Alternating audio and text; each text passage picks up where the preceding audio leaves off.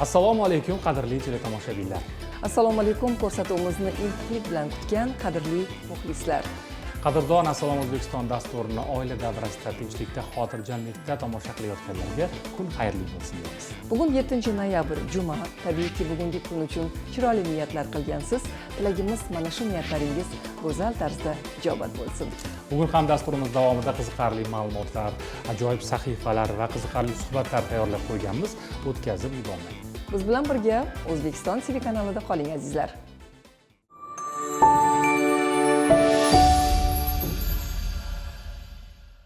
Qadrli teletomoshabinlar, dasturimiz davom etadi. Eslatib o'tamiz, siz O'zbekiston telekanalida Assalom O'zbekiston dasturini tomosha qilyapsiz. Bugun 7-noyabr juma. Ayni chog'da kun avvalida bugungi sana bilan bog'liq bo'lgan ma'lumotlarni e'tiboringizga havola etamiz. Marhamat.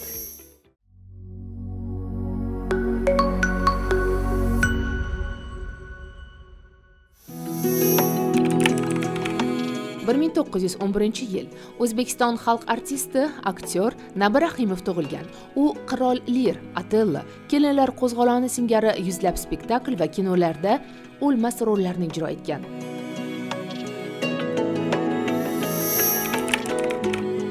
yil O'zbekiston xalq artisti, raqqosa, baletmeyster Gavhar Rahimova tug'ilgan. U 1968-yili Lazgi ansamblini tashkil etgan va unga 1982-yilgacha rahbarlik qilgan. El yurt hurmati ordeni bilan mukofotlangan.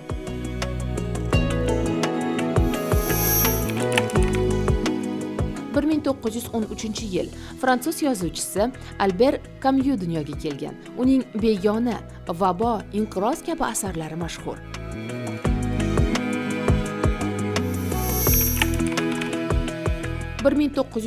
yil Rus teatri va kino aktyori Georgiy Miller tug'ilgan. U Yalmog'iz kampir obrazi orqali tanilgan, ko'pgina ertak filmlarda rol ijro etgan. 1918-yil O'zbekiston xalq artisti, aktyor Obid Tolipov dunyoga kelgan.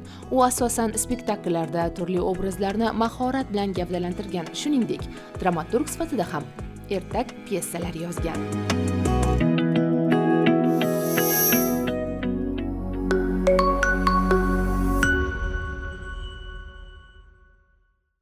O'zbekiston xalq artisti Nabi Rahimov haqida gap ochilganda beixtiyor ko'z oldimizga Kelinlar qo'zg'olonidagi Boqamak keladi, to'g'rimi? Rollari ko'p, lekin aynan mana shu obraz ko'z oldimizda gavdalanadi. Aytishimiz mumkinki, Nabi Rahimov bu obrazda yashaganlar va ular uchun bu obraz ikkinchi darajali rol bo'lmagan. To'g'rimi? Umuman olganda har bir aktyor yoki aktrisa qalbini berib, yuragini berib rol ijro etsa, yillar davomida, asrlar davomida muxlislar qalbidan o'chmaydi. Aynan bugun 7-noyabr zabardast o'zbek xalqining suyukli aktyori Nabi Rahimov tavallud topgan kun ekan. Hamkasbimiz Feruza Abdurahmonova shu mavzuda chiroyli lavha tayyorlaganlar. Keling, birgalikda tomosha qilamiz. Marhamat. Rolning katta kichigi bo'lmaydi. Ularning har biri aktyor uchun birinchi darajali ahamiyatga egadir. Kasbiga fidoyi, benihoya talabchan bo'lgan ustoz san'atkor Nabi Rahimov 60 yildan ortiq sermahsul ijodiy faoliyati davomida ana shu qoidaga amal qilgan. Kuyovingiz Arslon yurakli yigit ekan. Men qoyil qoldim unga. O'zi qayerda emish?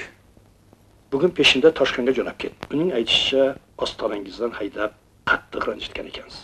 U dramada ham, komediyada ham rollarni maromiga yetkazib ijro etgan. Ustoz san'atkor hattoki epizodlarni yirik obrazlar darajasiga ko'tara olgan noyob iste'dod sohibi sanaladi. Bozori xotinlar qiladi. Hali hech kimni noligan yeri yo'q. Yashang. Bizani uyda bozorni dadam qiladilar. Hech kim nolimaydi. Yasha.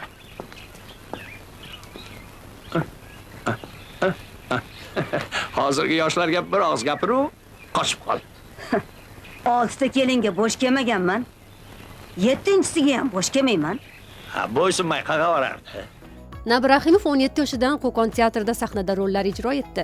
1929-yilda Toshkent drama studiyasida o'qiydi va 1930-yildan to umrining oxirigacha O'zbek Milliy akademik drama teatrida faoliyat yuritgan.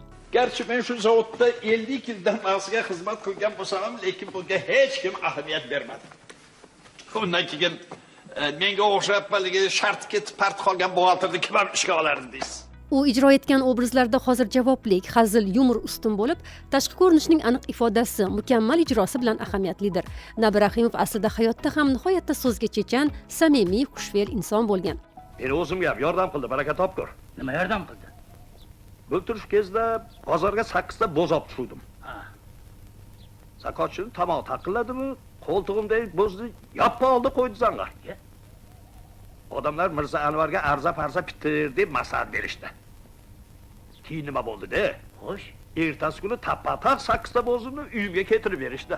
Aktyor o'zbek film va Markaziy Osiyo davlatlari kinostudiyalarida suratga olingan, ko'plab filmlarda esda qolarli obrazlarni ijro etdi. Sen meni mehrobga tirab otsang, men seni peshonangni silashim kerakmidi? Yoki xotinchasi yig'lab qoldi deb biz ham obidiyda qilishimiz kerakmidi? Nabi Rahimov O'zbekiston radiosining Tabassum hajviy jurnali boshlovchisi va tashkilotchilaridan biri ham bo'lgan. Radio spektakllarda rollar o'ynagan, ayrimlariga o'zi rejissyorlik qilgan. Shu bog'dadur, shu yog'dadur, mening yavrim, mening yavrim.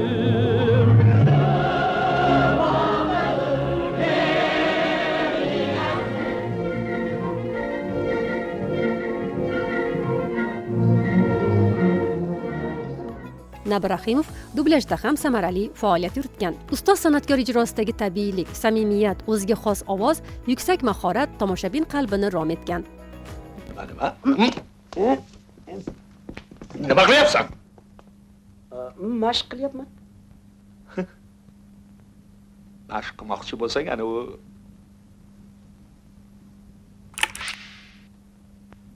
shu bilan qil. Jonim bilan.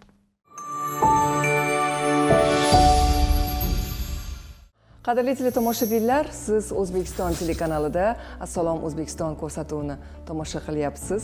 Bizdan aslo uzoqlashmang, chunki oldinda siz uchun katta mehr bilan tayyorlagan bir qancha sahifalarimiz va lavhalarimiz bor. Mashhur g'avar shoiri Rasul Hamzatovning Mening Dog'istonim asarini ko'pchilik juda ham yaxshi biladi. Aynan mana shu asarni o'zbek tiliga o'girilishiga oddiygina bir telefon qo'ng'irog'i sabab bo'lgan ekan. Bizga ham aytib bering-chi unda, Sobit xo'ja. Tarjimon bu haqda albatta to'lqinlanib gapiradi va gap shundaki, O'zbekiston qahramoni Ozod Sharafidinov va O'zbekiston qahramoni Erkin Vohidov orasida telefon orqali suhbat bo'lib o'tadi. Bu haqda shoir, tarjimon Asror Mo'min bir kuni sahifasida shunday xotirlaydi. Demak, tomosha qilamiz azizlar. 2000-yilda jahon adabiyotida Ozod Sharafiddinovga o'rinbosar bo'lib ishladim. Yoz kunlaridan birida Ozod aka telefon raqamini terib, Erkin akaga telefon qildilar. Salom alikdan keyin Erkinjon, mening Dog'istonim kitobini tarjima qilib bersangiz, jurnalda berardik dedi. Men darhol hushyor tortdim. Chunki 19 yildan buyon mening Dog'istonim kitobini tarjima qilayotgandim va suhbatning davomini tingladim. Erkin aka, Ozod aka tarjima qila olmayman dedilar. Men holatimni o'zgartirmasdan suhbatning davomini tingladim. Ozod aka takliflarini yana takrorladi. Erkinjon, shu mening Dog'istonimni tarjima qilib bering, jurnalda beramiz dedilar. Erkin aka yana o'zining javobini qaytardilar. Shu bilan suhbat tamom bo'ldi. Ko'z qirim bilan Ozod akaga qaradim. Ozod aka menga bir zum tikilib turib, o'z odati bo'yicha Erkin mening Dog'istonimni tarjima qilmayman deyapti dedilar.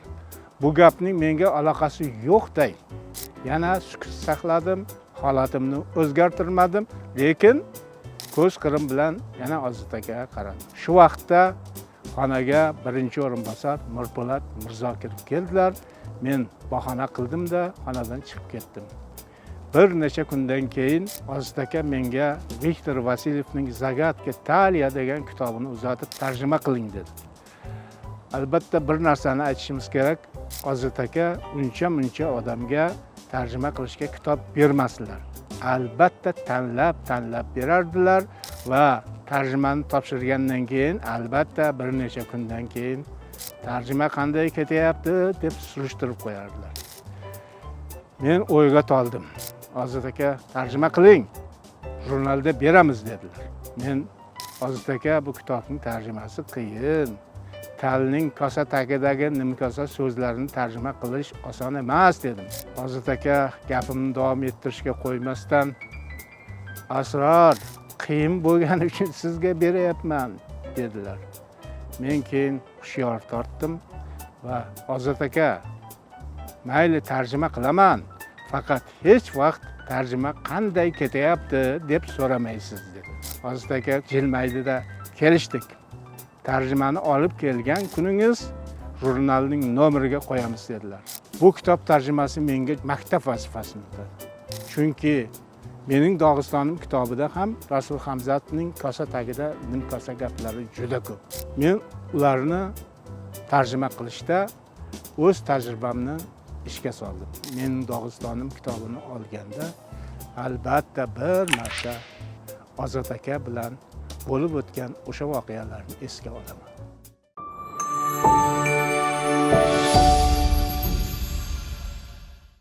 Qadrli muxlislar, bugungi dasturimizdan yangi nashr ham o'rin olgan. Xuddi shunday azizlar, olimlar olib borgan tadqiqot natijalariga ko'ra, bolalar 5 yoshgacha bo'lgan muddatda yangi so'zlarni kitoblardan o'rganar ekanlar. Rasmlarga boy kitoblarni o'qiganda esa bolalarda xotira 40% ga ortishi ham aniqlangan. Avloniyning bolaligi yoxud odamiylik saboqlari kitobi ham bolalarga yangi so'zlarni o'rganishda katta saboq berishiga ishonamiz. Bugun studiyamizga ushbu kitob muallifi, bolalar shoiri Dilshod Rajabni taklif etganmiz. Assalomu alaykum. Assalomu alaykum. Dilshod aka, xush kelibsiz. Tong xayrli bo'lsin. Kayfiyatlaringiz yaxshimi? Katta rahmat. Rahmat. Yangi nashringiz kitobxonlarga, muxlislarga yetib borgandan ochiq xursandmiz. Keling, suhbatni ana shundan boshlasak. Mamlakatimiz rahbarini o'sha tashabbus va topshiriqlari bilan buyuk ajdodlarimizning bolaligi haqidagi asarlarni bizni yosh avlodga, bolalarga yetkazish masalasi qo'yilgan bir majlisda. Mana shundan ilhomlanib, keyin o'sha ma'lum bir tashabbuskor tashkilotlar, mana axborot kommunikatsiyalar agentligi va Yangi O'zbekiston nashriyoti xodimlari tomonidan bizga shunaqa bir yaxshi ma'nodagi topshiriq qo'yildi. Shu buyuklarning bolaligi haqida bir asarlar yozish. Men shu Avloniyning bolaligi haqida yozishga jazm qildim. Yana bir 15 dan oshiq kitoblar yozildi buyuklarning bolaligi haqida, o'sha buyuk ajdodlarimizning bolaligini aks ettiruvchi asarlar. Men o'sha Jadid bobomiz hammamiz bu kunda biladigan o'sha juda tarbiya haqidagi mashhur gaplari, tarbiya yo hayot yo najot degan gaplari hammaga tanish bo'lgan bobomiz haqida kitob yozishga jazm qildim. Shuni baholi qudrat yozdik bolajonlar uchun endi. Savol tug'iladi, bu kitobni yozishda ma'lumotlarni qayerdan umumlashtirdingiz, qayerdan aniq ma'lumotlarni oldingiz, imkon bo'lsa shu xususda ham gapirib o'tsangiz. Albatta, endi Avloniy bobomizning o'zining juda ko'p asarlari bor, juda ko'plab kitoblari turli mavzu masalalarda, til masalasi deysizmi, tarix masalasimi, ayniqsa ta'lim masalasi, u kishini Turkiy Guliston yoxud axloq degan mashhur kitoblari bor. Bu men aytaman, bu yoshlarimiz uchun axloq kodeksi darajasidagi asarlardan biri. Mana shu asarlar keyin o'zlarini tarjimai hollari bor.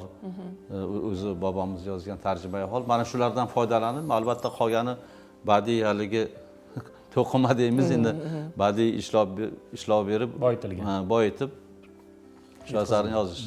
Siz bolalar uchun ijod qilib kelasiz. Shu bois ham bolalar tilini juda ham yaxshi tushunasiz. Bolalar uchun ijod qilishni o'zini bir o'zgacha zavqi bor, shunday emasmi, Dilshod aka? Albatta, endi bolajonlar o'zi bu farishtaday zotlar-ku bular. Ulardagi beg'uborlik, samimiyat, beozorlik, shu to'g'rilik, ba'zan o'rni kelganda ularning shumligi, quvligi ham ezgulikka, haligi yaxshilik ma'nosida bo'lgani uchun shu ularning shumligidan ham biz zavqlanamizda. Endi boya so'zingizda aytdingiz, o'sha so'zlarni o'rganishi, kitoblar o'qish jarayonida albatta bu so'zlarni ko'proq o'rganadi bolajonlar. Endi ertaklar eshitish jarayonida ham. Bu so'z degani shunchaki bir harflardan iborat narsa emas-da, ayni paytda shu so'zlar bilan birga o'sha so'zlar aks ettiruvchi ma'no, mazmun shakllanadi bolalarda. Va bu so'zlar anglatadigan tushunchalarni anglab boradi. Mana shu jihatdan ham shu bolalarimizni o'sha kitob o'qishi, mana shunday asarlarni o'qishi, umuman ertaklar eshitishi va o'sha jarayonda albatta ular so'zlarni ma'nosini chuqurroq anglab boradi. Va albatta ular bilan aytganingizdek, bolajonlar bilan ishlash, ular uchun yozish ham albatta zavqli. Xudoybek To'xtaboyev aytadilar-da, shu bolalar ijodkori hech bo'lmasa kitobni yozish jarayonida o'zi ham bola bo'lib turishi kerak degan gaplar bor. Bolacha fikrlash kerak. Shu obrazga kirish kerak-da endi. Shu bolani yozyapsizmi, shuni obrazida o'zingiz his qilib turishingiz kerak. Shu jarayonda shu bola qanday harakat qiladi yoki nima deydi, shuni siz o'zi o'sha holatda uni bilishingiz kerak. Shundagina u samimiy to'g'ri chiqadi. To'g'ri aytasiz. Shu aka bugungi kunda shunday bir jarayon kechyapti, qaysidir ma'noda. Aksar ota-onalar albatta farzandlarini til o'rganishiga, o'sha so'zlarni siz aytayotganingizdek ma'nosini tushunib, anglab, qo'llashiga katta e'tibor berishadi. Lekin shunday bir ota-onalarimiz ham borki, biroz farzandlarini shu yoshlarda, kichik yoshlarda e'tiborsiz qoldirishyapti nazarimda, chunki bolalarni band qilish uchun qo'llariga shu telefonlar, gadjetlar berib qo'yishyapti. Bolalar uzluksiz ravishda o'sha YouTube'dan multfilmlar tomosha qilishadi, ingliz tilida, rus tilida tomosha qilishadi. Hali o'zbek tilida tili chiqmay turib, chet tillarida shu ketma-ketlikda qaysidir bir ko'rsatuvlar, kichik-kichik roliklarni ko'rish jarayonida nutqi biroz oqsayapti. Chunki shifokorlarga ham ko'p murojaat bilan kelishadi. Meni singlim bolalar nevropatologi. Unga juda ham ko'p ota-onalar murojaat bilan kelishar ekanki, bolam gapirmayapti, hali nutqi rivojlanmayapti, lekin yoshi yetib kelgan, allaqachon bir nechta so'zlarni bilish kerak. Nutqi oqsayapti. Keyin sekin so'rab, savol berib surishtirsa, bola ko'proq shu gadjetlar bilan bo'lib qoladi. Ota-ona kam muloqot qiladi. Bu jarayonda siz katta hayotiy tajribaga ega bo'lgan inson sifatida, bir mutaxassis sifatida nima tavsiyalar bergan bo'lardingiz? Umuman bu borada sizning fikringiz qanday? Texnika, texnologiyalar deganimizni qulaylik tomonlari ham ko'p inson hayoti, jamiyat uchun, lekin ayni paytda shu bolalarimiz, ularni mana shu tarbiyasi, ma'naviyati kerak bo'lsa, birinchi navbatda tibbiy sog'ligi masalasida ham juda ham salbiy tomonlarini biz his qilib boryapmiz keyingi paytda. Mana butun jamoatchilik ham buni biladi. O'sha telefonlarni ko'p ko'rish natijasida ko'z nurini xiralashib qolishi, bolalarda o'sha befarqlik, autizm kasalliklarini bo'lishi va hokazo. Bular psixologiyasiga, ularning jangari, jizzaki bo'lib qolishi kabi masalalar, bu tibbiy tomoni. Ma'naviy tomoni ham aytganingizdek juda ham bir ayanchli buni. O'sha aytganingizdek u yerda turli qahramonlar, yoshiga mos kelmaydigan dahshatli, qo'rqinchli, tajovuzkor qahramonlar va ularning aytadigan so'zlari ham bu ta'bir joyi bo'lsa, bu so'zlar o'qday tegadi-da bolalarning ongiga, psixologiyasiga. Aytganingizdek, keyin ularda mana shunaqa salbiy holatlar kuzatilyapti. Men shu bir narsaga juda ba'zi ota-onalarning fikriga juda e'tirozim bor. Ular ba'zi hatto mutaxassislar ham zamonaviy bola deganda albatta mana shu gadjetlar, smartfonlar, telefonlarni yaxshi o'zlashtirib har holda o'zicha bir nimalarga, kanallarga kiradigan bolalarni tushunadi. Yo'q, bu zamonaviy degan bu sifat boshqa narsa. Bu zamon bolalari deyman. Zamona soz bolalar deyish ham to'g'ri bo'ladi. Kerak bo'lsa hatto zamonni bir qurboniga aylanayotgan bolalar ham bo'lishi mumkin-da. Zamonaviy deganda bizning bolalar o'sha milliy qadriyatlar yoshligidan o'sha ota bobolar tarbiyalab kelgan o'sha tarbiyalar asosida tarbiyalangan, odob axloqni o'rgangan, o'sha bir ma'lum ma'noda bolalarga kerak bo'lgan madaniyatni o'rgangan, masalan dasturxonda o'tirishmi, boshqa joyda jamoat o'zini tutishmi, boshqa va hokazo holatlarni o'rgangan bolalarni zamonaviy bolalar desak bo'ladi. Bu faqat gadjetlarni biladigan bolalarni zamonaviy va ularni zamonaviy deb talqin qilish noto'g'ri narsa. Ularni psixologiyasi, ularni xarakteri, masalan, ularni yoki erta ulg'ayganda shu mana tilimizga bo'lgan hurmati. Mana hozir boshqa tillarni o'rganishga harakat qilgandan keyin albatta mutaxassislar o'zi aytadi. Avval o'z ona tilini yaxshi o'rganmay turib, boshqa bir tillarni o'rganishga harakat qilgan kishi hali yurishni o'rganmay turib, yugurishga intilgan odamning ahvoliga tushadi deydi. U nima qiladi? U albatta yiqilib tushadi. Xuddi shu ma'noda o'z tilini chuqur yaxshi o'rganmay turib, gapingizni bo'ldim, so'zingizni. Hozir zamonaviy yoshlar haqida gapiryapsiz. Umuman mana she'riyatga, bolalar she'riyatiga o'zini hissasini qo'shmoqchi bo'lgan zamonaviy yoshlarga, yosh shoirlarga qanday tavsiyalarni bergan bo'lardingiz? Endi yosh shoirlarga albatta hammamiz aytadigan o'sha ular albatta ko'p o'qish kerak va yosh shoirlarda, umuman bolalar uchun yozadigan ijodkorlarda ham bitta narsani kuzataman. Juda ko'pchilik qismi o'zini yozgan she'rini telefonda o'qib beradi. Yoddan bilmaydi. Holbuki biz mana ulug' ustozlarni ko'p ko'rganmiz. Bevosita uchrashuvlarda, sahnalarda Abdulla Oripov, Erkin Vohidov kabi, masalan, Omon Matchon kabi katta xalq shoirlarimiz, Halima Xudoyberdiyevalar o'z she'rlarini yoddan aytib berib bilgan. Bu ham nimani bildiradi? O'sha ko'proq kitob o'qish va o'sha she'r ustida u qayta ishlagan bo'lsa, bu satrlar uni esiga turadi. U yoddan aytib biladi. Hozir ba'zan hatto she'rlarni kerak bo'lsa telefonda yozishadi. Mana shunga uncha kompyuterda yozishadi yoki. Mayli, bu tezkorlik masalasida bu kerakdir. Lekin mohiyatan u she'rlarning yaxshi chiqishi, hayotiy va hokazo, badiiy talablarga javob berish va hokazo, u albatta qo'lda yozilsa, keyin kompyuterga ko'chirsa yaxshi bo'ladi. Suhbat bilan bo'lib savollar ko'pligidan sizdan she'r eshitishga ham bir yoddan ko'tarilishga sal qoldi. Dilshod aka, keling bir o'zingiz yoqtirgan, o'zingiz o'sha mehr berganda bilamiz, hamma she'rlaringizni mehr bilan ijod qilasiz, yozasiz va ichidan baribir sarasi bo'ladi-ku. Imkon bo'lsa o'shandan birortasini bizga ijro etib bersangiz, bolajonlarimiz ham tomosha qilishyapti, bajon dil tinglardik. Bolajonlarimiz uchun ertaklardan tilaklar. Yurtga kelmasin yovlar, kenja botir quvlasin. Hamma yoq sambilday obod bo'lib gullasin. Do'stlikni naql qilib, yashaylik ahil kulib, qimmatlar jahl qilib, zumradga lab burmasin. Og'zidagidan ajrab, qarg'a yurmasin qarg'ab. Tulkilar uni aldab, yutmasinlar luqmasin. Qaynab xumcha qumg'onlar, ochilsin dasturxonlar, bo'lmasin hech yomonlar, urto'qmoqlar urmasin. Borib bog'cha maktabga, orzular qilib katta, yetib murod maqsadga, bolajonlar ulg'aysin. She'r. Bu o'sha ko'p ertaklardan jamlangan, mazmundan jamlangan she'r. Ertaklardan tilaklar. G'arim, qoyil. Juda ham chiroyli she'r bo'libdi. Ko'p suhbatlarda bo'lasiz, o'sha kitob taqdimotlari, bolajonlar bilan uchrashasiz beixtiyor va bolani tili shirin deyishadi. Kutilmagan savollar berib qolishadi bolajonlar. Yodingizda qolgan bir kutilmagan ajoyib savollardan yodingizda bormi shu bolajonlar tomonidan berilgan sizga? Juda qiziq gaplarni ko'p gapiradi ular. Endi mana bir ijodkorlardan misol keltiray, o'zimning hayotimda ham bo'lgan. Mana O'tkir Hoshimov ketayotganda qizlarga aytadilar-ku, 3 yashar Yulduz, senga bozordan nima olib kelay, nok olib kelaymi, shokoladmi desa, turaverib, nokolat olib keling deydi. Shunga o'xshagan bolajonlarni tilishirini hali menga bir bola bir savol bergandi. Birinchi she'ringizni yozgandan keyin nima qilgansiz deydi. Endi nima qilgansiz? degan she'r yozgandan keyin nima keyin o'qiganman deb aytdim-da unga hazillashib. Bunga o'xshagan endi misollar ko'p. Bular turli narsalarni o'zlarining tasavvur bilan har xil narsaga o'xshatadi. Men nevaralarim masalan mana bunaqa ko'prikni ustunlari bor-ku, dumaloq, katta baquvvat ustunlarni batareyka deb aytganda, bir nabiram batareykaga o'xshatgan. Yoki mana bunday bir ustunga turgan dumaloq chiroqni chupa-chupsga o'xshatgan.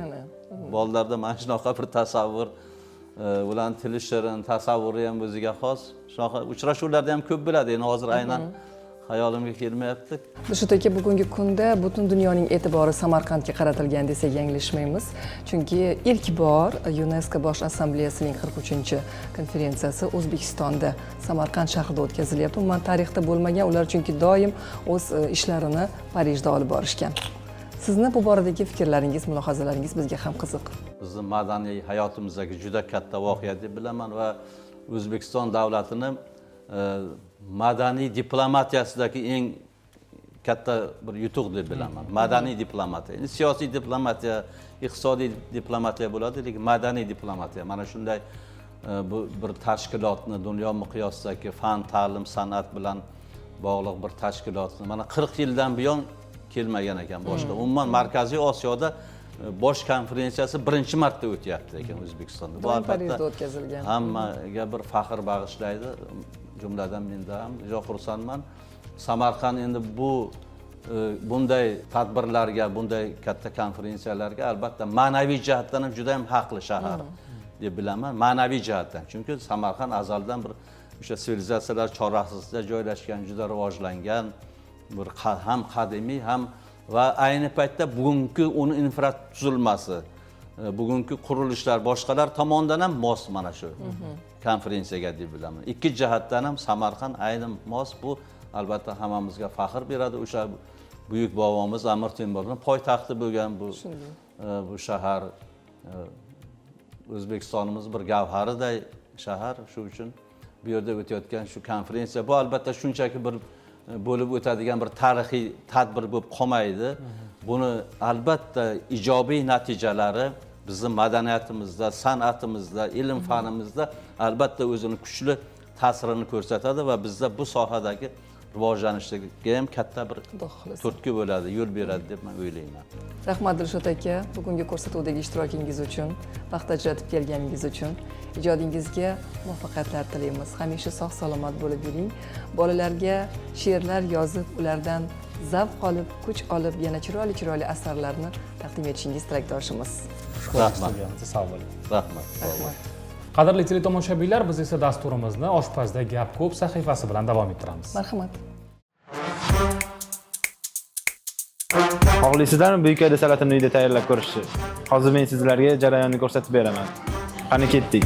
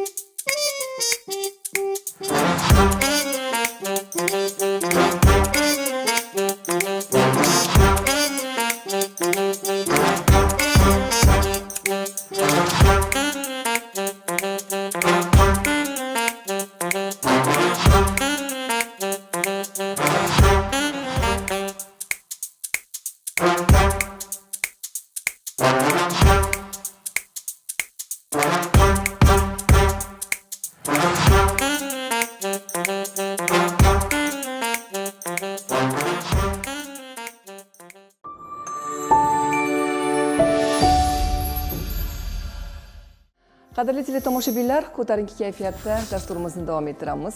Birozdan so'ng taniqli teatr va kino aktrisasi Oygul Abdurahmonova studiyamizda mehmon bo'ladilar. Biz ular bilan milliy seriallar haqida suhbatlashamiz. Shunday ekan, o'tkazib yubormang. Hozir esa xorijdan tayyorlangan qiziqarli ma'lumotlarga e'tibor qaratamiz. Marhamat. Issiq kelgan yoz faslidan keyin Turkiya bo'ylab ko'plab to'g'on ko'llarda suv sathi keskin pasaydi. Adiyaman viloyatidagi Ket to'g'oni ko'li ham bundan mustasno emas. Suv miqdorining kamayishi bilan ko'ldagi kislorod darajasi ham pasayib ketdi va bu baliq yetishtirishga salbiy ta'sir ko'rsatmoqda. Qurg'oqchilik kuchaygani sari baliq xo'jaliklari kislorod yetishmovchiligiga to'qnashyapti. Kutilayotgan mavsumiy yomg'irlar hali yoqqanicha yo'q. Ko'lni to'ldirib turgan soylar esa deyarli qurib bitgan. Suv sathi me'yoriy chegaradan pastga tushgach, mahalliy akvakultura xo'jaliklari baliq zaxiralarini yaqin atrofdagi boshqa majmualarga ko'chirishga majbur bo'lishmoqda. Ket to'g'oni ko'lidagi 14 ta hovuzda forel va losos yetishtirilar edi. Ammo suv holati yaxshilangunga qadar fermerlar faoliyatni vaqtincha to'xtatib turishibdi. Saudiya Arabistonining janubida joylashgan Al-Baha hududida asrlardan beri davom etib kelayotgan an'anaviy duradgorlik hunari bugun ham avloddan avlodga o'tib kelmoqda. Saymi Al-Amri ismli mahalliy usta otasi va bobosidan qolgan an'anaviy yog'ochsozlik san'atini hozirgacha ardoqlab rivojlantirib kelmoqda. U qo'l mehnati yordamida yog'ochga shakl beradi, o'yib bezaydi va unga murakkab naqshlar hamda yorqin ranglar orqali hayot bag'ishlaydi. 20 yildan ortiq vaqt mobaynida Al-Amri ushbu qadimiy hunarga o'zini bag'ishlab kelmoqda. U Al-Baha madaniyatining muhim ramzi sanaladigan turli an'anaviy maishiy buyumlar, talx akatsiyasi, arar archasi va yovvoyi zaytun kabi mahalliy daraxtlardan yasalgan buyumlar tayyorlaydi. Shuningdek, qadimiy uslubdagi idishlar va stollar tayyorlashda ham o'ta mahoratli. Al-Baha yog'ochsozlik san'ati mahalliy resurslarga asoslangan haqiqiy milliy hunar sifatida e'tirof etiladi. Bu kasbda eshik deraza, jihozlar va turli bezak buyumlari ishlab chiqariladi. Barchasi ulkan sabr va yuksak mahorat talab etadi. Zamonaviy texnologiyalar kirib kelganiga qaramay, mahalliy ustalar uning asl ruhini asrab qolishga intilmoqda. Duradgorlik Al-Baha madaniy merosining ajralmas qismi bo'lib, uni yanada rivojlantirish va zamonaviylashtirish yo'lida qator tashabbuslar amalga oshirilyapti. Bu hudud qadim-qadimdan yog'och o'ymakorligi, naqqoshlik, pirografiya kabi hunarlari bilan mashhur. Bugungi kunda ham hudud aholisi orasida an'anaviy hunarlarga qiziqish oshib bormoqda. Ko'plab ustalar ushbu hunar orqali kun kechirmoqda. Qolaversa, bebaho meros yo'qolib ketmasligi uchun sidqidildan xizmat qilishyapti.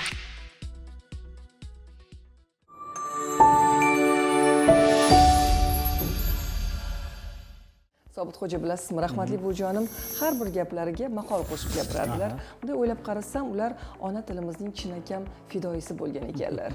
Ochig'ini aytsam, maqol aytishda meni buvijonimga teng keladigani yo'q deb o'ylardim. Shunaqaling buvijonlarimiz, bobojonlarimiz bor bo'lishsin. Albatta. Ba'zan ko'p maqollarni ishlatayotganimizda, iboralarni noto'g'ri talqin etayotganimizga o'zimiz ham gohida bilmay qolamiz. Nima uchun bu haqida gapirayotganimni galdagi Nimkosa sahifasida bilib olishimiz mumkin. Ona tili va adabiyoti o'qituvchisi Shahzod Jo'rayev oliygoh so'ziga to'xtaladi. Marhamat. Tilimizda goh qo'shimchasi bilan bir nechta so'zlar hosil qilinadi va biz bu so'zlarni tez-tez eshitamiz. Qiblagoh, sajdagoh, janggoh so'zlari shular jumlasidan. Lekin goh qo'shimchasi bilan hosil qilinadigan yana bir so'z borki, u tilimizdagi ba'zi bir grammatik qoidalarga mos kelmaydi. Bu so'z oliygoh. Xo'sh, muammo nimadan iborat?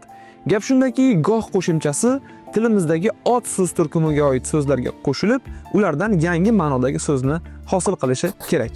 Lekin oliy so'zi sifat so'z turkumida. Masalan, muolajagoh, ta'limgoh, hattoki boshqa bir ma'noda tayyoragoh so'zlari ham grammatik jihatdan to'g'ri, sababi bu so'zlarning asosi ot so'z turkumida. Biroq yorug'iston, kenggoh, tezxona so'zlarini hosil qilib bo'lmagani kabi oliygoh so'zi ham mantiqsizdir. Bu ma'lumotlarning barchasi Erkim Vohidovning So'z latofati asaridan olingan. Sizga bu asarni o'qib chiqishni albatta tavsiya qilaman. Tilimizga va adabiyotga e'tiborli bo'laylik. Salomat bo'ling.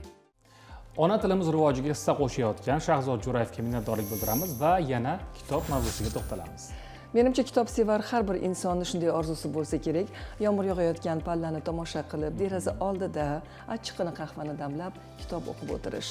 Bu juda ham insonga chiroyli bir hordiq beradigan, xotirjamlik beradigan holat. Siz nima deysiz? Siz hozir gapiryapsiz, men tasavvur qilyapman, ko'z oldimga keltiryapman. Tinch, xotirjam joyda, albatta hech kim xalaqit bermasa bu kitobni kun bo'yi mutolaa qilsangiz bunga yetadigani yo'q, lekin kitob tanlash ham bir alohida mavzu. Albatta, bilasizmi, hozir keling tomoshabinlarimizga 5 top kitob sahifasini havola etsak, sizga o'xshab qaysi kitobni tanlashni bilmayotganlar uchun menimcha bu sahifa ayni muddao. Marhamat. Kitob o'qish uni o'zingiz uchun qaytadan kashf etishga o'xshaydi, deb yozgan edi ingliz yozuvchisi Angela Carter. Bugungi qahramonimiz o'zi mutolaa qilgan asarlardan ilhomlanib, shu kungacha 7 ta kitob nashr ettirgan va u hozir 16 yoshda. Mehriniso Xudoyberganova hali texnikum o'quvchisi, lekin muddatidan avval Turkiyadagi nufuzli universitetlardan birida talabalik maqomiga erishgan. 20 dan ortiq xalqaro ta'lim tashkilotlari a'zosi va elchisi, Sharq qalamkashlari, grantlar va kitoblar loyihalari rahbari, Grows akademiyasi asoschisi, shuningdek u grantolog hamdir. Mehriniso, grantologiya o'zi qanday soha? Grantologiya bu yoshlarni bakalavr, magistratura, doktorantura va PhD yo'nalishlari bo'yicha CV, resume, motivation letterlarini tayyorlash va top universitetlarga kirishlarini ta'minlash uchun yordam beradigan soha. Yaqindagina yoshlar uchun dolzarb masalalarga yechimlar taklif qiluvchi o'zining 7-O'sish nomli kitobini nashr ettirgan Mehriniso tengdoshlariga qaysi asarlarni o'qishni tavsiya qiladi? Birinchi tavsiya qiladigan kitobim O'tkir Hoshimovning Ikki eshik orasi romani hisoblanadi. Romanda urush insonlar taqdiriga qanchalik ta'sir qilishi, ularning an'anaviy qadriyatlari va eng asosiysi qanday qiyin qarorlar qabul qilish, sadoqat, do'stlik, xiyonat kabi tuyg'ularni o'zida mujassam etadi va men o'qigan asarlar ichida eng ajoyibi bo'lgan bu Ikki eshik orasi romani o'zbek adabiyotining eng yaxshi durdonalaridandir. Ikkinchi tavsiya qiladigan kitobim bu Ahmadquli Xolmuhammad o'g'lining Savdogarlar ustozi asari hisoblanadi. Bu asarning birinchi va ikkinchi qismlari mavjud bo'lib, har ikkalasini birdek o'qish kerak. Chunki asarda halol tijoratni tizimlashtirish, undan tashqari odob axloq orqali erishish mumkin bo'lgan muvaffaqiyat yo'llari, boylikning nafaqat ma'naviy, moddiy, balki ijtimoiy ham muhim ekanligi va uni to'g'ri tizimlashtirish haqida so'z yuritiladi. Ushbu kitobni o'qigan har bir yosh moliyaviy fikrlash, to'g'ri qaror qabul qilish, tanqidiy fikrlash, analiz qilish kabi qobiliyatlarni o'zida rivojlantirib boradi va bu kitob unchalik uzun bo'lmagani uchun endi boshlagan kitobxonlarga ham to'g'ri keladi. Uchinchi tavsiya qiladigan kitobim bu jahon adabiyotidan Malcolm Gladwellning Zukkolar va landavurlar asari hisoblanadi. Asar davomida haqiqiy omad va muvaffaqiyat farqlari nimada? Asar birgina g'oya ustiga quriladi. Nega ba'zi insonlarda hamma narsa bor, boshqalarida esa hech vaqo yo'q? G'oya davomida insonning muvaffaqiyatga erishishi, boy bo'lishidan nafaqat uning zehni, balki tug'ilgan sharoiti, tug'ilgan yillari, hatto tug'ilgan oyi, uning jismoniy qobiliyatlari ham muhim ekanligi haqida yoritiladi. Mening 4-tavsiya qiladigan kitobim Molxona, Jorj Orwell qalamiga mansub bo'lib, kitob davomida fermalar hokimiyati, ya'ni o'sha fermada hayvonlarning hokimiyati haqida so'z yuritiladi va insonlar o'rnida hayvonlar bilan bir qatorda ularning o'z mansablarini suiiste'mol qilishlari, ayrim hayvonlar boshqa hayvonlarga qaraganda ustunroq ekanliklarini bildirish uchun ko'plab qonuniyatlarni o'zgartirganliklari haqida so'z boradi. Tanqidiy fikrlashni o'rgatuvchi ushbu kitobni har bir yosh o'qishi kerak deb o'ylayman va kitob deyarli 100 betdan iborat bo'lgani uchun bir kunda yosh kitobxonlar ham tugata oladi. 5-si mening sevimli, menga moliyani o'rgatgan kitoblardan biri Nasim Talibning Qora oqqush asari hisoblanadi. Asarda kutilmagan, kichik bo'lgan voqealar jamiyat iqtisodiyotiga qanchalik ta'sir qilishi, jamiyat iqtisodiyotida bo'ladigan narsalarni oldindan bashorat qilishning qanchalik qiyinligi va to'g'ri tahlil qilishning qanchalik muhim ekanligi haqida so'z yuritiladi. Kitobni o'qish chog'ingizda siz moliyaviy bilimlarga, moliyaviy mustaqillikka qanday erishish mumkinligiga, to'g'ri sarf xarajatlarni nazorat qilishga o'rganib borasiz va ushbu ko'nikmalar sizga hayotingiz davomida albatta kerak bo'ladi. Qaysi asarlarni mutolaa qilish haqida o'ylanayotgan bo'lsangiz, top 5 kitob sahifasini albatta kuzatib boring. Unda siz o'zingizga kerakli ma'lumotlarni topasiz. Kitoblar olamida yana ko'rishguncha.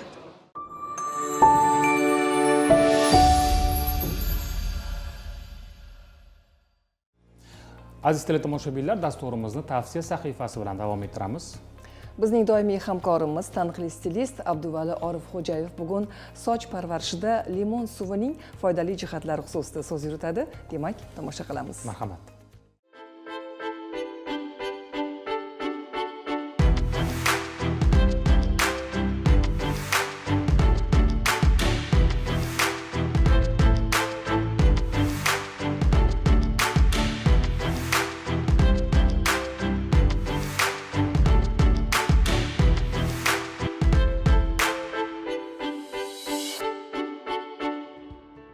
Assalomu alaykum hurmatli kuzatuvchilar. Har bir inson, har bir mijozlarimiz sochlari quyuq bo'lishini, zich bo'lishini, yanada yaltirab turishini xohlashadi. Buning uchun ozgina vaqtimizni ajratib, sochlarimizga parvarish berishda esdan chiqarish kerak emas. Sochlaringizni qanchalik ko'plab parvarish qilsangiz, sochlaringiz ham sizga uzoq vaqt yuzingizni, chehrangizni chiroyiga chiroy qo'shib beradi. Bugungi parvarishimiz uchun bizga sochlarimiz yaltirashi uchun bizga bir dona limon mevasi kerak bo'ladi. Sizga birin-ketin tushuntirib boraman. Qani endi ketdik. Bir dona limonni olamiz, bir stakanga yaxshilab limonni oxirigacha suvini siqamiz va ustidan shu stakanimizga qaynagan suvni quyamiz va sochlarimizni yaxshilab shampun bilan yuvib olganimizdan keyin shampunni chayib tashlab, ustidan limonli suvimizni quyamiz. Quyganda har taraflariga ishqalab massaj yo'llari bilan sochlarimiz ildiziga ham bu limonli suvimizni singdiramiz va 1-2 daqiqa massaj qilib turib kutamiz va suv bilan yaxshilab chayib tashlaymiz. Ketidan shampun bilan yuvmaymiz, faqatgina limonli suvni oddiy suvda chayib tashlaymiz va sochlarimizni bemalol quritsak bo'ladi. Bu parvarish uslubimizni bir haftada bir marta amalga oshirib tursak, sochlarimiz yanada yaltirab, zichlashishiga sabab bo'ladi. Faqatgina quruq sochlarga ishlatishni maslahat bermaymiz. Limon suvi juda ham sochlarimizga ozuqa va vitaminlar berishini ko'rib, o'zingiz guvohi bo'lasiz. Sochlaringizni asrang, o'zingizni ehtiyot qiling. Salomat bo'ling.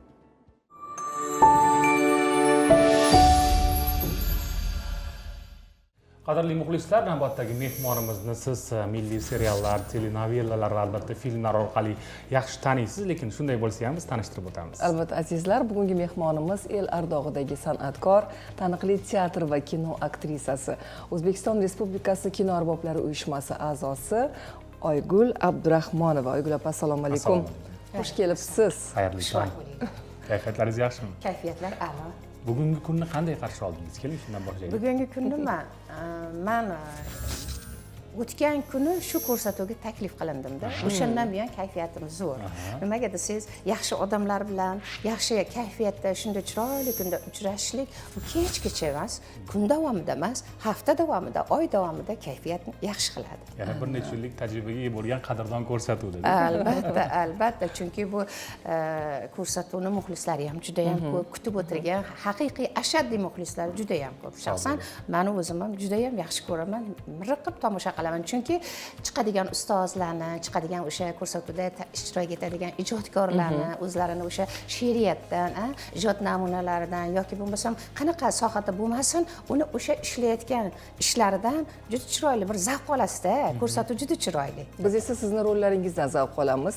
Chunki juda ham o'ziga xos bo'lgan, chiroyli bir turli xarakter egalarini jonlantirasiz. To'g'risi biroz bo'lsa-da, aktyorlar, aktrisalar hayoti menga tanish bo'lgani uchun ham bu jarayonni qanchalar og'ir ekanliklarini, bu juda katta mehnat talab qilishini, katta tajriba talab qilishini yaxshi bilaman. Rollaringizni qanday tanlaysiz, Oygul opa?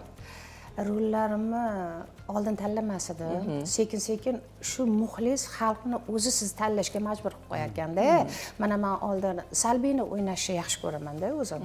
Nima sababdan o'ynaysizda? Maza qilib o'ynaysiz. Hozirgi kunda endi salbiydan qochadigan bo'lib qoldim-da. Taklif qilishsa, birinchi o'rinda beradigan savolim salbiymi, ijobiymi deb so'raydigan bo'ldim. Ko'pincha rejissyorlar meni aldashadi hamda aldab chaqirib qo'yishadi. Ijobiy, Oygul opa, ijobiy borsam sal qattiq qo'lroqda deyishadi. Majburman shuni yana yumshatibroq o'ynashga.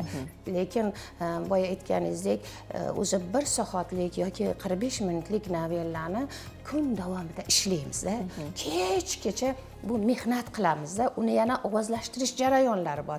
Xalq uni o'sha 45 minut davomida, 1 soat davomida ko'rib bo'lsa, biz uni kun davomida ishlaymiz-ku. Agar uni yig'lashli joylari bo'lsa, og'riqli nuqtalari bo'lsa, o'sha holatga kirib boshim masalan meni 3 kun 4 kungacha boshim og'riydi. O'sha holatdan chiqa olmayman. Uni tomoshabin masalan yig'lasak yig'laydi haqiqiy. Chin ma'nodagi muxlislarda ko'rsa tomoshabin yig'lasak yig'laydi, kulsak kuladi. Buni albatta mehnati juda ham og'ir, qiyin. Aktyor va aktrisalar yaxshi bilishadi. Rejissyorlar uni majburlab o'sha rolga kirmaguncha vaqt beradigan, imkoniyat beradigan, chunki o'zimiz ham vaqtida bir necha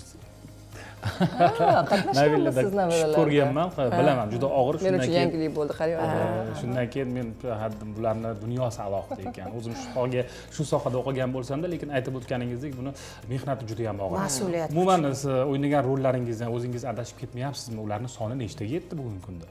Taxmin qilib ko'rsangiz, agar aniq fakt bo'lsa, yana endi sanamagan bo'lsalar kerak menimcha. Yo'q, sanamaymiz, chunki hali o'ynamagan rollarimiz oldinda deb o'ylayman men.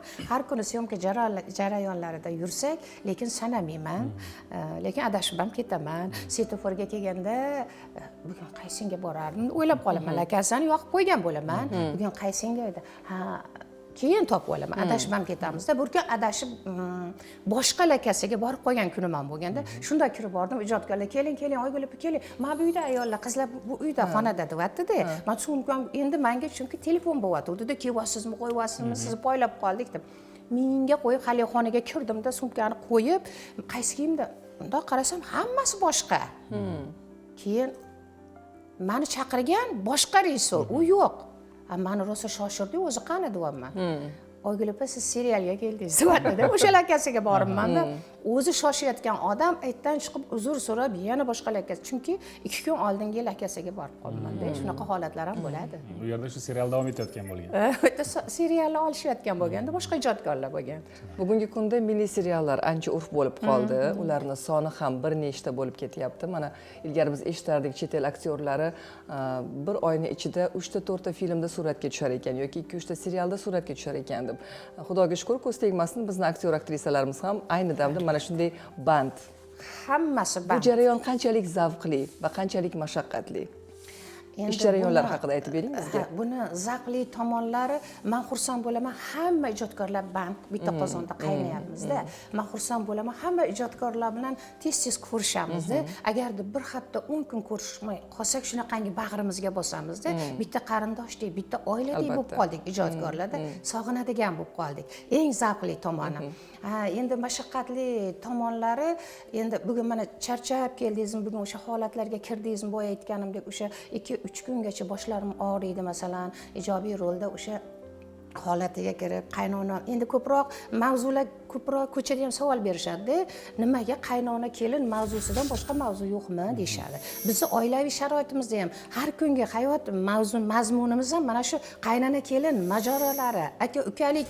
o'sha aka ukalar o'rtasidagi mojarolar munosabatlar shunga qaratilgan bo'lib qoldida shuning uchun ham eng mashaqqatli tomoni mana shunda deb o'ylaymanda qaynona kelinlarni murosiga keltirish qiyinroq kechyaptida hozirgi kunda mavzularni shu narsani o'zingiz gap ochdingiz so'ramoqchiman bugungi kundagi seriallardan novellalardan ko'nglingiz to'lyaptimi ularni mavzularni bir biriga o'xshashligi yoki o'zingizni bir shaxsiy fikringizni ham aytganmisiz rejissyorlarga mana bu yo'lda olsak qanday bo'ladi degan man ko'p aytaman buni ko'p aytaman masalan mana ko'nglim to'ladigan joyi xalqqa ma'zur bo'layotgan bo'lsa o'sha qanaqadir ibrat olayotgan bo'lsada o'ynayotgan rollarimizdan o'zidagi salbiy nuqsonlarini yo'qotib ijobiy tomonga o'zgarayotgan bo'lsa man bundan xursandman mana shu syomka jarayonida hattoki rejissyorga ham man taklif kiritaman yoki bo'lmasa yoshlarimizni aytaman o'shanda sochlarini yoyib ovqat qilayotgan bo'ladi kelinlarimiz mumkin emas sochini yig'ishtirsin oldiga bundoq sharib o'rasin taklif kiritaman qizlarga ham aytaman qizim xafa bo'lmang ro'mol o'rang oshxonada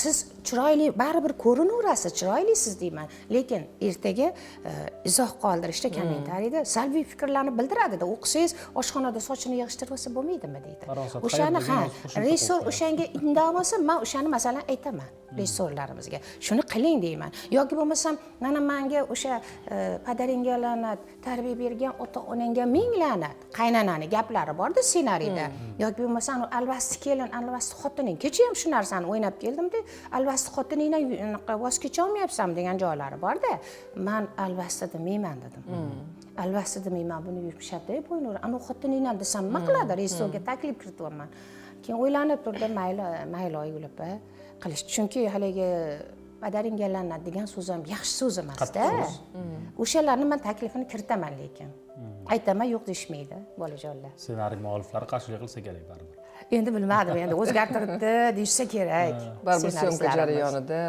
matn o'zgaradi vaziyatdan kelib chiqib nimadir improvizatsiya qilib qo'shiladi chunki aktyorlarda bu narsa bor ijro davomida shu narsa keladi oygul opa orzuyingizdagi rol qaysi rol bo'lgan va siz uni ijro etdingizmi balki ular bir nechtadir yo'q orzuyimdagi rol mana shu ustozimiz Lutfuxonayani Sarimsoqovani o'ynagan rollarim judayam men ham o'sha o'ynagan rollardan birortasini o'ynasam deb orzu qilamanda orzuga ayb yo'q deyishadi-ku lekin yaqinda Moskvadan kinoijodkorlar kelishdida ular rosa katta proba qilishdi kasting o'tkazishdi mahallada duv gap o'sha filmidan ozgina parchadan olib o'zlari uchun rolik reklama uchun kasting e'lon qilishdida ana o'shanda Lutfxon ayani men orzu qilib yuraman shu kishini o'ynagan rollardan o'ynaydi. O'sha ijodkorlarga meni suratimni ko'rsatishganda darrov tanlashibdi-da, yo so'qoqda bo'ldi bu syomka, ozgina bo'lsa ham o'sha mahallada duv gap, nimasidan, voy surpriz, voy tinib tinchimagan odamlar, nimalarni o'ylab topishmaydi degan joyidan aynan o'sha joyni olishdi, o'sha joylarni reklama qildik. Bu Qozog'iston bormi, O'rta Osiyoda, Moskvada, o'sha Rossiyada o'zimizda ham ketdi. Ko'rsangiz mumkin. Yo'q, bu boshqa serial. O'sha obrazga kiritib sizni menimcha grim qilib yoki kiyintirsa, menimcha shunday qilishdi. Shunday qilishdi. Lutfxon ayani o'sha ko'zlarida o'xshashlik bor. Hayotda ham o'xshashlik. To'q ko'k, garohli ko'ylak kiyganlarda o'sha mahallada duv gapda. Aynan o'sha kiyimni, ko'ylaklarni, ro'mollarni topishibdi. O'shanday qilib grim qilib o'ynatishdi lekin. Demak, Lutfxonim Sarimsoq va sizning eng yaxshi ko'rgan aktrisalariingizdan bo'lganlar yana kimlar? Hozirgi kundagi ustoz san'atkorlar hammasini yaxshi ko'raman. Hammasini hurmat qilaman. Ustoz san'atkorlardan tashqari yoshlarni ham, yoshlardan ham biz katta bo'lsak ham, yoshimiz katta bo'lsak ham, ko'proq ko'ylak kiyib qo'ygan bo'lsak ham, yoshlardan ham siz ibrat oladigan joylari ko'p-da. Yoshlarimiz ham men ko'rib ko'zim quvonadiki, ijodkorlar hammasi yoshlarimiz band. Ish bilan band. Chap tomonga ketmayapti-ku. U kunda ijod bilan ovora. Lekin salomaligi, odobi, ota-onasining bergan tarbiyasi shunda ko'rinib turadi. Yoshlarimizni ham juda ham yaxshi ko'raman. Kattalarimiz ham masalan mana Barnopam Qodirova bilan har sohada, har nafasda biz birgamiz, hurmat qilaman. Biz uka, opa-singildek tutingan deymiz. 2 kunda gaplashmasak sog'inib qolamiz. Mana Saidapam Rametova bilan ular bilan hammamiz bitta aura deyishadimi, bitta bir guruhdekmizda. Bo'sh vaqti bo'ladi baribir. Endi kam bo'lsa ham ijodkorning bo'sh vaqti bo'ladi. Ana shunday paytlarda ko'proq nima bilan mashg'ul bo'lasiz? Hayotdagi qiziqishingiz, hobbingiz nima o'zi? Oilada bo'sh vaqtimda oshxonadan chiqmayman. Birinchi o'rinda kelinlarim ham aytishadiki, "Oyjon, sizni palon ovqatingizni sog'indik" deyishadi-da. Yo, men aytaman, sizlar ayyorlik qilib oyjon qilsalar aytmasizlar deyman. Lekin aniq nevaralarimga ham men o'zim mana hindlarda shunday qo'li bilan yegizdirib qo'yadi ovqatni. Men xuddi shunday qilaman. Osh qilsam, nevaralarimga hammasiga qo'limda berib chiqaman. O'zim zavq olaman. Uni yeyishlarini ko'rib, qarab turib, kulib og'zini ochishlarini, o'sha og'ziga solishlarini ko'rib, o'zim zavq olaman-da. O'zim yemasam-da, o'sha nevaralarimga yedirman-da. Bo'sh vaqtimni ko'proq o'sha oshxonada bolalarim bilan, nevaralarim bilan o'tkazsam deyman. Keyin meni o'sha hobbim ko'proq yurish. Ko'proq sayr qilib, biz hozir endi ayyor bo'lib qolganmiz. Hammada mashina ozgina yo'lga ham mashinada boradigan bo'lib qolganmiz. Yo'q, yurish ham kerak sog'lig'imiz uchun. Lekin atrofga qarab, xayol surib, buni mashinada bunaqa qilib keta olmaysan.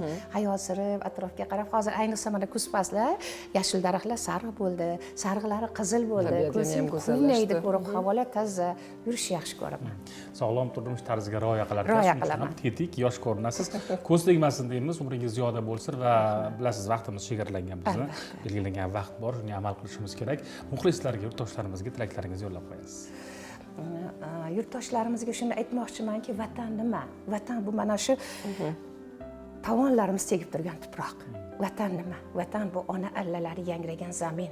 Vatan nima? Vatan bu ota-bobolarimiz hoqiyotgan qabriston. Vatan nima? Vatan bu mana shu bir ko'rpada yotib katta bo'lgan jigarlarimiz. Vatan nima? Vatan bu mana shu biz nafas olib turgan zamin, mana shu yurt jonajon O'zbekiston bizning vatanimiz. Men aytamanki, yurtdoshlarimizga shukronalik hissi bilan yashaylik. Mana shunday tinch o'lkada, tinch yurtda, shunday chiroyli zamonda yashayapmizmi? Shukronalik hissi bilan yashaylik. Farzandlarimizga, o'g'il qizlarimizga, nabiralarimizga, kelinlarimizga, bir-birimizga siylai rahm qilib, mehr ko'rsatib yashaylik. Bundan ortiq baxt bormi? Sog' bo'ling. Biz sizdan yana bir chiroyli, go'zal, ijobiy rollarni kutib qolamiz. Studiyamizni ko'rib xursand bo'ldik. Dilor opa, biz ham aynan ko'rsatuvimizning yakuniy pallasida turibmiz. Xuddi shunday. Muxlislar bilan xayrlashamiz. Albatta. Oygul opa, yana bir bor katta rahmat. Vaqt topib kelganingiz uchun. Ijodingiz bundan-da gurkirasin. Sobitxo'ja aytib o'tganlaridek, bir-birini takrorlamas obrazlarni kutib qolamiz. Har doim bugungidek chiroyli, malohatli, elga sevikli bo'lib yuring. Rahmat, sizlarning ham ijodiylarga omadlar tilayman. Katta rahmat. Qadrli teletomoshabinlar, biz ham mana shu nuqtada sizlar bilan xayrlashamiz. Kuningiz mazmunli, chiroyli va albatta go'zal insonlar davrasida o'tishiga tilakdoshmiz. Bugungi kun uchun rejalashtirgan barcha ishlaringiz baroridan kelsin. Yana juma dasturida sog'lik, omonlikda, bahri butunlikda didorlashguncha azizlar. Salomat bo'ling.